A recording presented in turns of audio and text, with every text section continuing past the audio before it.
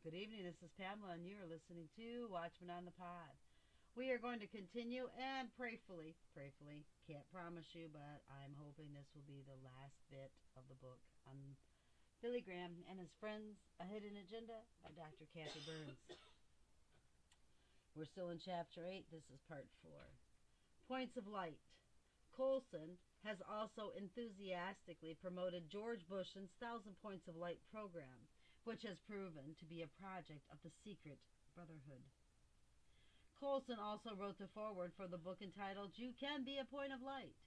In it, sounding like many New Agers, he penned, quote, Before the phrase was ever coined, I saw that the world's darkness is illuminated, not by grand spotlights, but by 1,000 points of light, flickering in the night, individual Christians, living out Christ's love among those in need, unquote. Colson said that he saw the darkness was illuminated by points of light before the phrase was coined. However, before Colson was even born, this phrase was used by occultists. For instance, the New Age Almanac states, quote, the Arcane School and the books of Alice Bailey, having contributed heavily to the concept and language of the New Age movement. As early as 1920, she introduced the idea of points of light and light groups, which channel the higher spiritual forces necessary to build the New Age. She also introduced the concept of full moon meditations. This was based on her belief that periods of the full moon were especially auspicious, times for the transmission of energy from the hierarchy. The school publishes a magazine, The Beacon. To accomplish such work, Bailey initiated the Triangles program in 1937. This program brought together people in groups of 3 who united daily to radiate energy into the world. The spiritual work of radiating energy provided the context in which to speak to the Great Invocation. Bailey considered the Great Invocation a most helpful tool when repeated while visualizing the movement of energy through the group and to the world. The text as follows is now used widely in New Age settings. From the point of light within the mind of God, let light stream forth into the minds of men. Let light descend on earth, unquote. The Great Invocation is referred to as a mantram for the New Age and for all humanity. The October 1982 issue of Reader's Digest had a full-page ad for this prayer. One New Age paper tells us, quote, when you say the first line from the point of light, visualize the Buddha, the embodiment of light or wisdom on the planet. Visualize him sitting in the lotus posture, saffron robe over one shoulder, hand raised in blessing, and see emanating from the heart center, the Anja center between the eyebrows, and the upraised hand of the Buddha, a brilliant golden light. See this light enter the minds of every man everywhere. When you say the line, let light descend on earth, visualize the sun, the physical sun, and see emanating from it beams of white light. See this light enter this and saturate the earth, unquote. In Bailey's book, Discipleship in the New Age, we find, quote, the point of lights become the many lines or rays of light. These lines then merge and blend until the lighted way appears before the eyes of each tired pilgrim on that way. He walks in light. He is himself the light upon the way. He is the way and always walks thereon. This message was given in 1936. A spirit guide, actually a demon, called Djwal Khul, said in 1939, quote, the world today is in such a distressing condition that the major need in every country is the appearance of steadily shining points of light which can illuminate the way for others. In World Goodwill, unquote. In World Goodwill's October 1973 commentary, we are told, quote, it is the hearts and minds of men and women throughout the world that need to be transformed. Unlike the repressive and puritanical misapplication of spiritual values in the past, these new values can be recognized as a liberating and fulfilling way of life. The individual whose livingness, is that even a word, is expressed daily in terms of right values can be thought of as a point of light. When there are enough men and women of the goodwill actively expressing this value, the world will be aflame with the possibility of transformation. In another of Bailey's books, she writes, quote, in all the teaching given to the aspirant and to the disciple in the early stages of their training, the emphasis has been upon the point of light, which must be discovered, brought into full illumination, and then so used that one in whom the light shines becomes a light bearer in a dark world. What's Satan, guys? This is the aspirin in taught becomes possible when contact with the soul has been made and the light is found. This is familiar teaching to many and is the essence of the progress to be made by aspirants and disciples in the first part of their training, unquote. In a treatise on white magic, Bailey reminds us, quote, humanity is the planetary light bearer, transmitting the light of knowledge, of wisdom, and of understanding, and this in the esoteric sense. And man's achievement and spiritualization is the hope of the world. Mankind itself is the world's savior, of which all saviors have been put but the symbol and the guarantee. I tell you, I just get so dumbfounded. Unquote. One Christian researcher adds, quote, then in perhaps the most revealing book Bailey ever wrote, 1957, The Externalization of the Hierarchy, she tells us that the points of light refers to the men who comprise the occult leadership group known as the New Group of World Servers. These individuals, she remarks, are in the service to the work of the Brotherhood, the forces of light. They are the ones who are to usher all mankind from the darkness of outmoded Christianity and faded nationalism into the bright and shining New World Order. How amazing that in 1957, 30 years before George Bush uttered those words in New Orleans, one of the world's top occultists, a woman named her organization Lucifer Publishing, originated not only the phrase points of light, but also that vague term said by his closest advisors to George Bush's own invention, the New World Order. So many occult and New Age materials refer time and again to points of light. Although Alice Bailey may have popularized the occultic phrase points of light, this expression was actually used by Masons Alexander Hamilton and George Washington as far back as September 1788. The 19th century revolutionary Mazzini had been referred to at the time as an established point of light when rays traversed the world. I find it intriguing that Colson uses the same phrase. Bailey's group, World Goodwill Lucis Trust, was located at the United Nations. In the 1995 World Goodwill newsletter, we find, quote, since the earliest days of the United Nations, World Goodwill has consistently voiced its support for the organization as the hope of humanity. World Goodwill support is rooted in the belief that UN represents the single most outstanding opportunity for humanity to move forward on the path towards an era of unity and right relations, unquote. Bailey even dreamed of the United Nations as a new Church of God. Interestingly, Colson also has connections with the United Nations.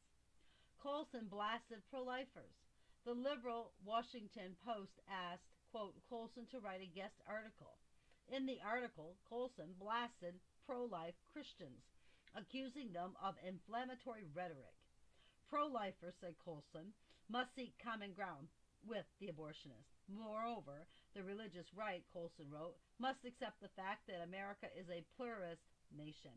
In addition to Colson claiming that we need to seek common ground with the abortionists, he, along with Dr. James Dobson and a few others, were participants in a conference which was held at the Vatican in November 2000 to discuss the potential and actual effects of globalization on family, unquote. One writer bragged, quote, over 200 people attended the conference, which was quite a success, particularly as it encouraged dialogue between Catholics and Protestants on a topic of mutual concern. The important role of the family is establishing the moral and cultural foundation of a humane globalization process. The Institute's involvement in this conference also demonstrated its continued commitment to promoting freedom and virtue, particularly in our world's increasingly interdependent and sophisticated economic context, unquote. While we are talking about Colson and the Vatican, let us also look at a claim in Colson's book, The Body, that indulgences are no longer part of Catholicism. He wrote, quote, the reformers, for example, assailed the corrupt practice of indulgences.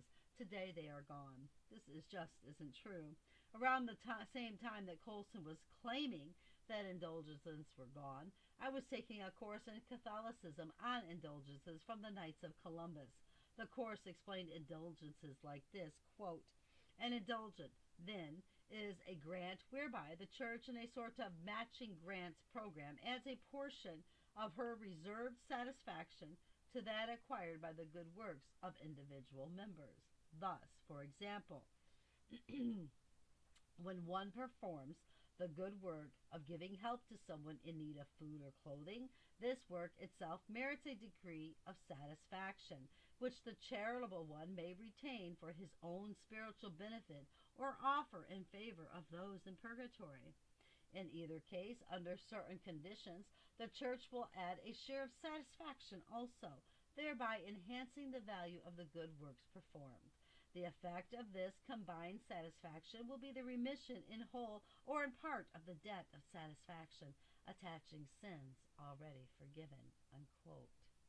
There was a question asked in the Catholic Twin Circle, November 4th, 1990, about indulgences. The following answer was given by priest Benjamin Luther.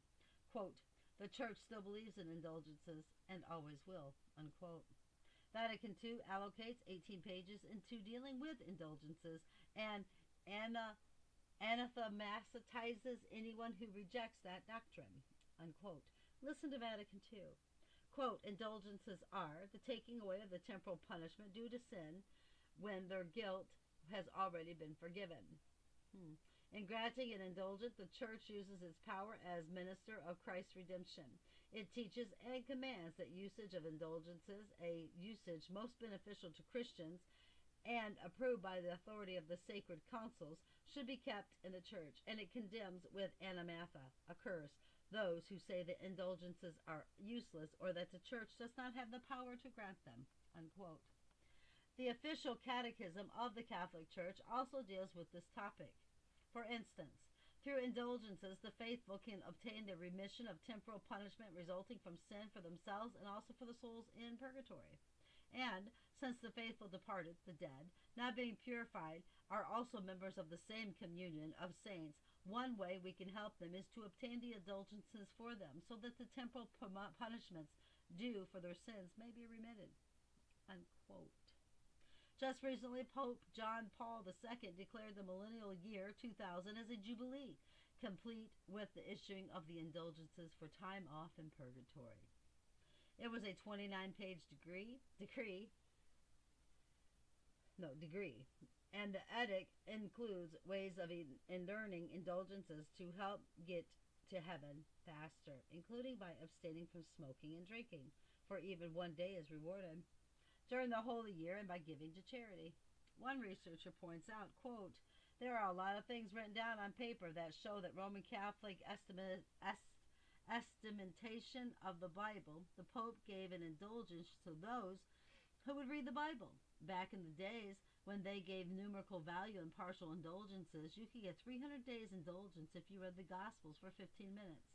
That means they give you 20 days for each minute you read the Bible. In the forewords of the Confraternity Roman Catholic edition, they give you a prayer to the Holy Spirit that you can recite. That prayer takes less than a minute. The indulgence for saying this prayer is 5 years. That makes it over 90 times as powerful as reading the Bible. What? Unquote. Indulgences generate fraud. The Catholic Encyclopedia admitted that the idea of indulgences, declared a dogma by Clement VI in mid-1300s, led to many abuses. It says that because indulgences are linked with money, the practice was fraught with grave danger and soon became a fruitful source of evil, a means of raising money. Indulgences were employed by mercenary ecclesiastics as a means of pecuniary gain. Abuses were widespread. Unquote. Indulgences are so much of an issue for Catholicism today that on February 9th through the 10th, 2001, Catholics, Lutherans, and Reformed held an ecumenical theological consultation on the theme of indulgences. The meeting took place in Rome by the invitation of the Pontifical Council for Promoting Christian Unity.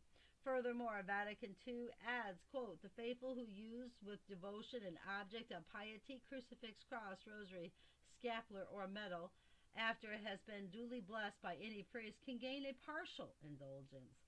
But if this object of piety is blessed by the Pope or any bishop, the faithful who use it with devotion can also gain a plenary indulgence. That is just insane.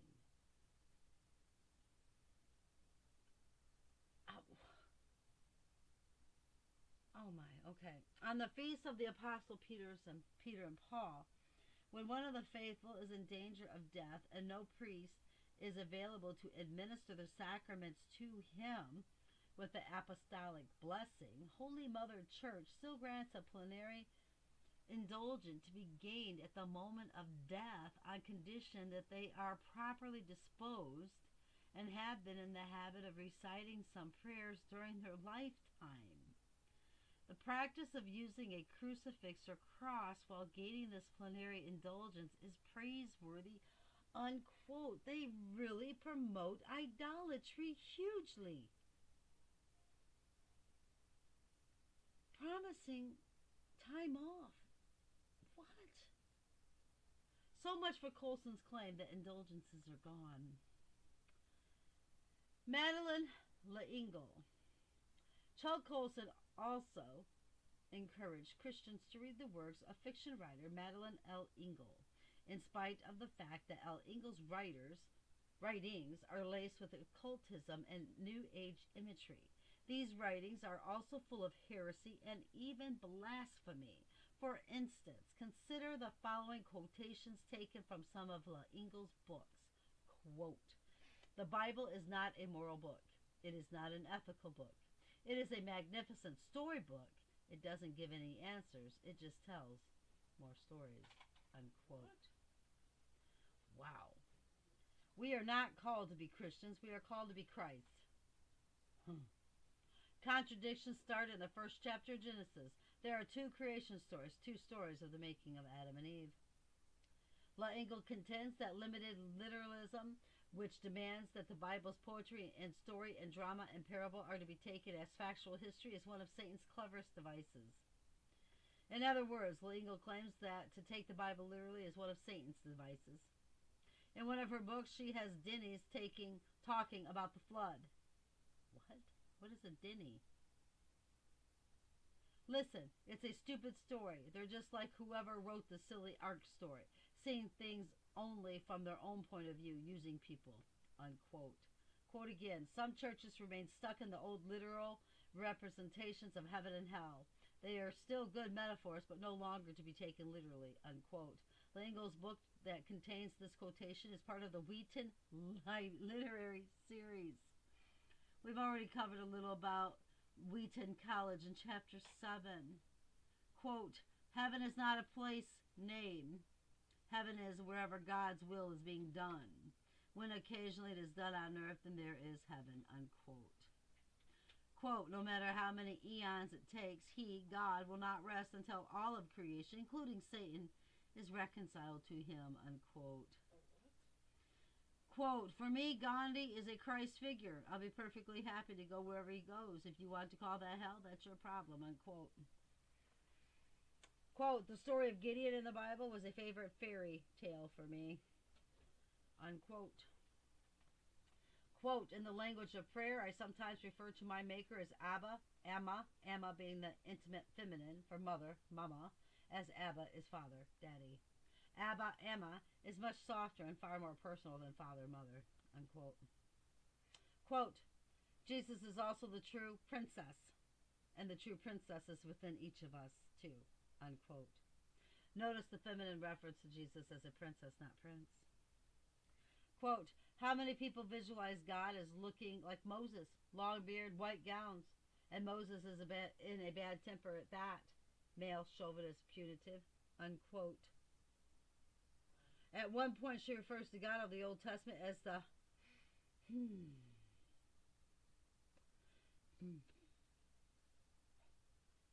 paternalistic, male chauvinist pig Old Testament God.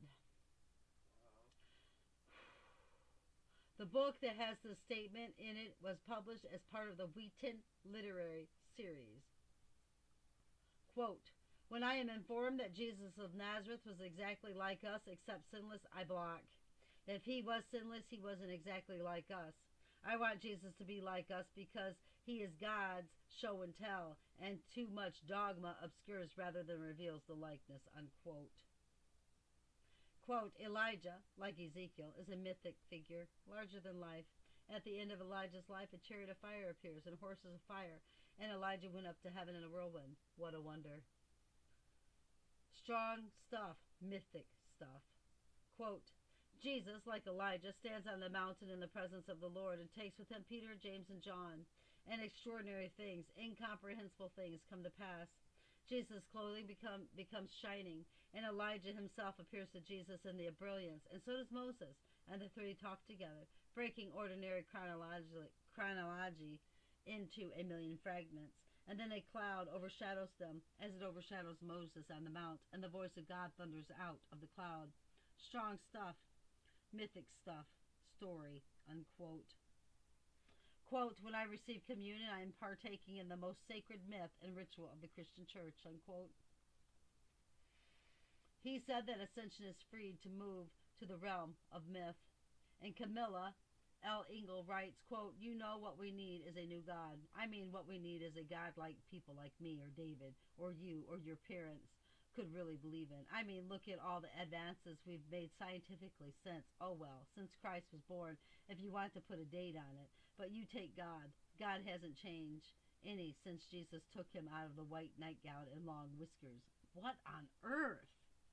So we need again now is a new God. The God most people are worshiping in churches and temples hasn't grown since Christ's time. He's deteriorated.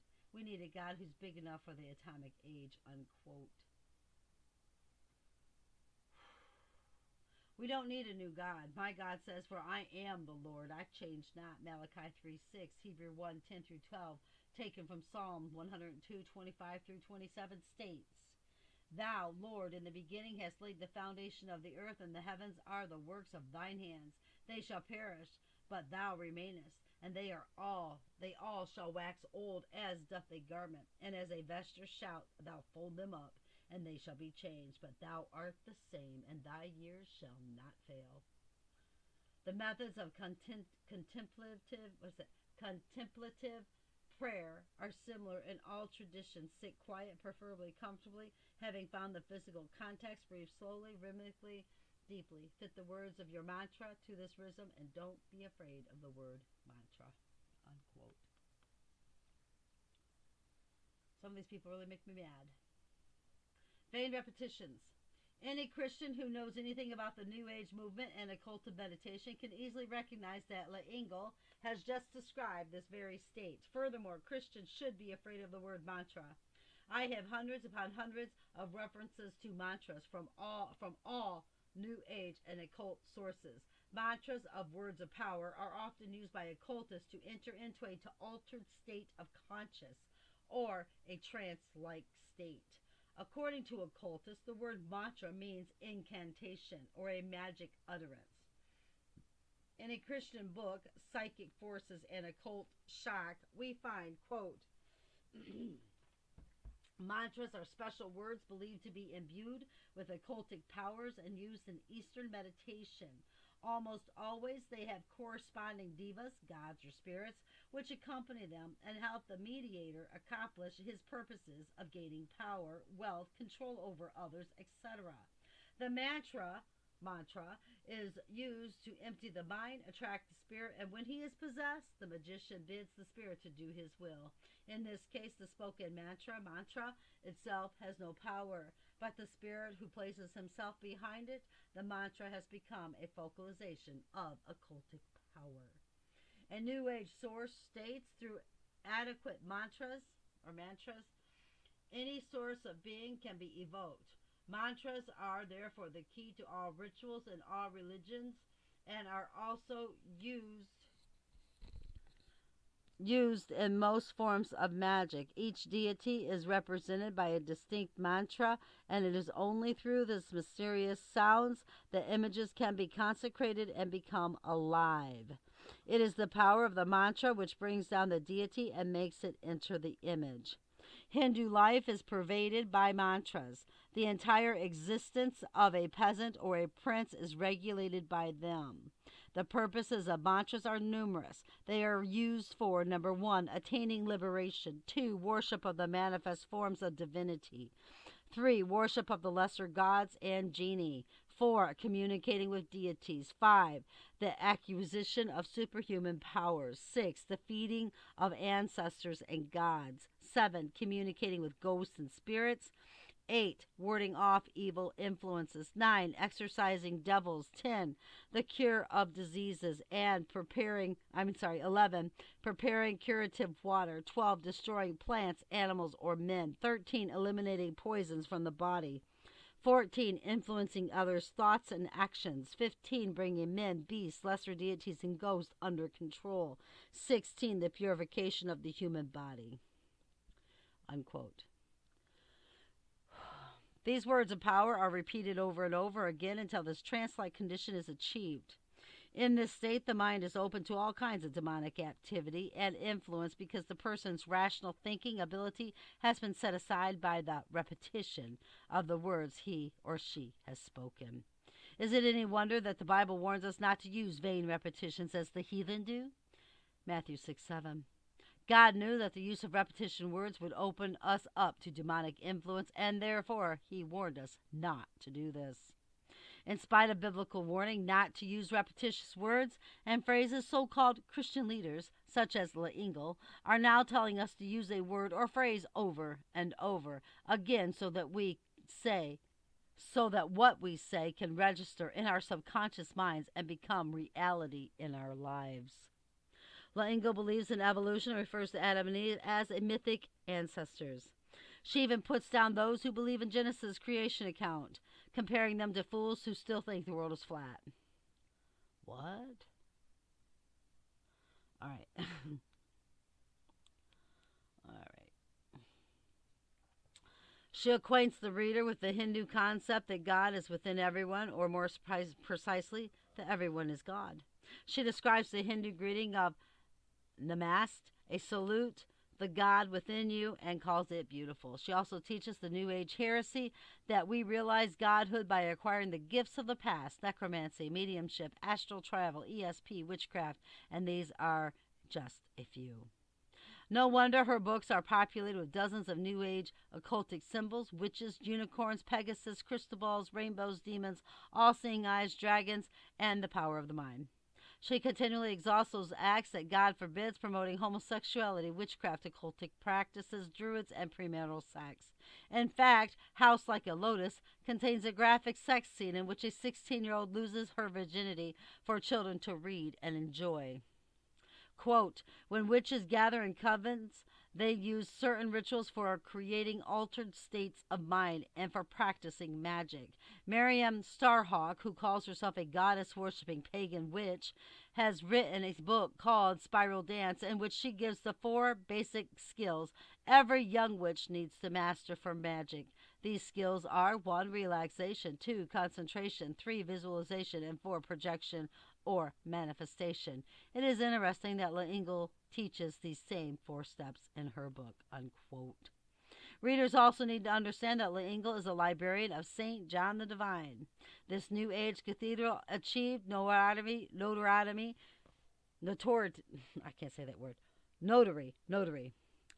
in recent years by displaying a full-size crucifix with a shapely female Christ and by housing a Buddha.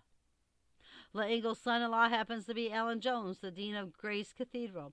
The Grace Cathedral had a spirituality series in 1997 with such occultist New Agers as Houston Smith, Francis Vaughn, Ram Dass, and Christina Groff. Jones was one of the participants at Gorbachev's State of the World Forum and is also involved with the United Religions Initiative. So much more could be said about L'Engle and her ungodly books, but in spite of all the evil, heresy, and occultism, so-called Christians continue to endorse her work and open their pulpits to her. Billy Graham's magazine, Christianity Today, has admiringly quoted from L'Engle. She was a featured speaker at Bill and Gloria Gaither's Praise Gathering. Are you serious? in Indianapolis in 1991. She also lectures on Christian college campuses across the nation. Wheaton College gave her an honorary doctorate degree, and her writings are housed in a special collection in Wheaton's library, placing a mark of rare significance upon them. Interestingly, if I were to leave the Wheaton College Library and drive down the road a few miles, I would arrive at the Occultic New Age Theosophical Society, where I could purchase L. Ingalls books. The occultists certainly seem to be aware of the contents of her works. It's sad that the so called Christian leaders can't see this. Or are they intentionally trying to lead naive Christians into occult practices? Not only does Colson promote Ingle, but in his May 1992 Breakpoint, he urged people to buy C.S. Lewis' occultic fantasy video, The Chronicles of Narnia.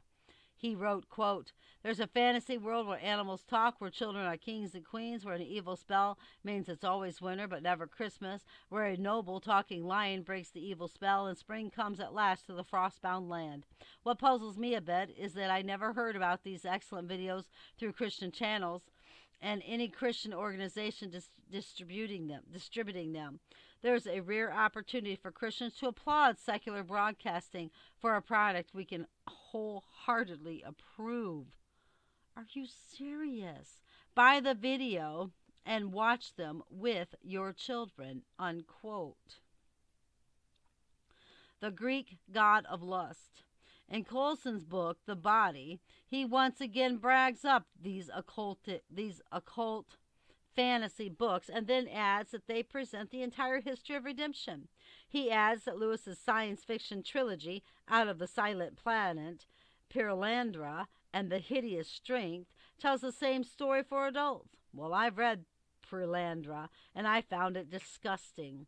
It certainly didn't seem to explain the gospel to me. I might add that it also contains swearing and curse words.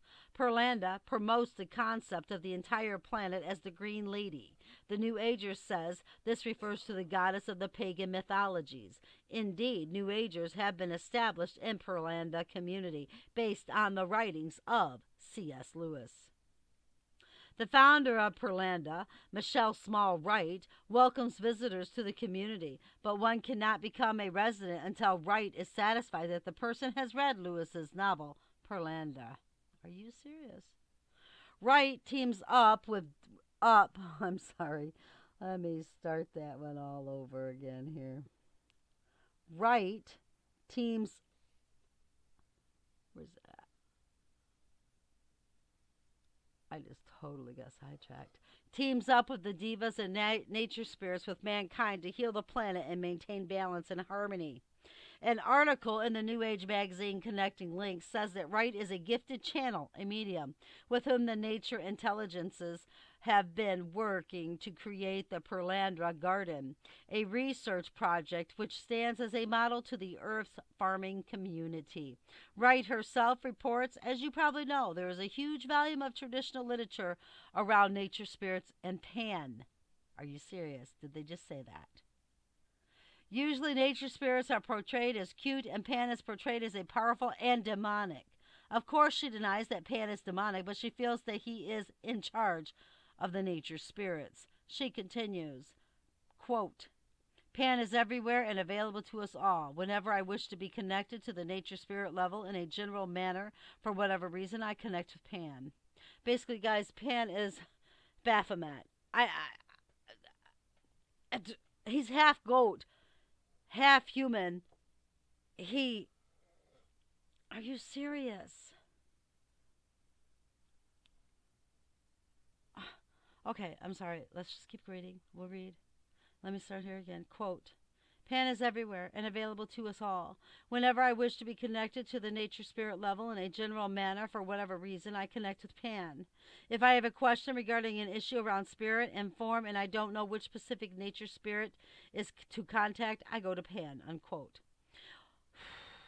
What Wright fails to tell us is that Pan happens to be another name for Satan.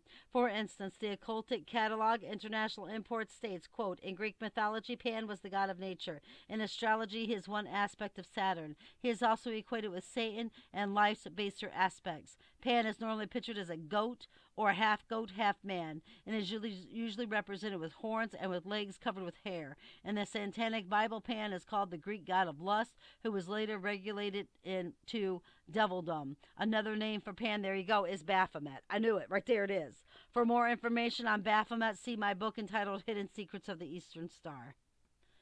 I am just like, I want to scream. But I'm not going to scream. I'm not going to scream. We're going to keep going, and we're going to just keep our cool on this stuff. But it is very hard when you read such filth.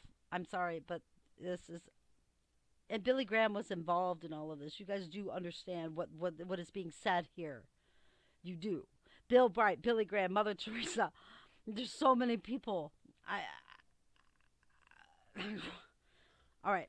I'm going to take a break. I'm going to end this here. I thought I was going to finish it in this reading, but I just, there's so much. There's just so much. I mean, you choke to death and die on all this stuff, and I really don't want that. I have no idea what happened. Brothers and sisters, I can't even explain to you the battle that I have gone through in order to even finish this book. It's like, I don't know. I swimming up against, the current. I don't know. It's crazy. Crazy, crazy, crazy. Anyway, stop there. I love you all. Keep your eyes on Jesus. Your nose in the book, which is the Word of God. Embed the Word of God, brothers and sisters, on the tablets of your hearts, so you will not sin against God or be deceived. I'll be back here in a few. I love you all.